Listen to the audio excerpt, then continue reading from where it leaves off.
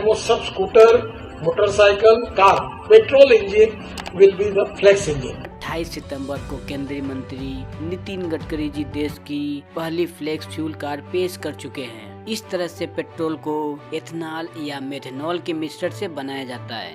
ये फ्यूल का ऐसा विकल्प है जिससे आपकी कार आसानी से चल सकती है। जब पेट्रोल में एथेनॉल या मेथनॉल को मिलाकर एक नया फ्यूल बनाया जाता है तो इस फ्यूल को फ्लेक्स फ्यूल कहते हैं। फ्लेक्स फ्यूल को एल्कोहल बेस्ड फ्यूल भी कहा जाता है क्योंकि इसे बनाने के लिए गन्ने, मक्के जैसे उत्पादों से बनाया जाता है। इसे बनाने के लिए स्टार्च और शुगर फर्मेंटेशन होता है। भारत में गन्ने की फसल बहुत ही बड़ी मात्रा में होती है, इसलिए ऐसे ईंधन को बड़े स्तर पर बनाने में किसी तरह की परेशानी नहीं आएगी। मौजूदा समय में हम जिन कारों का इस्तेमाल करते हैं उसमें सिर्फ एक तरह का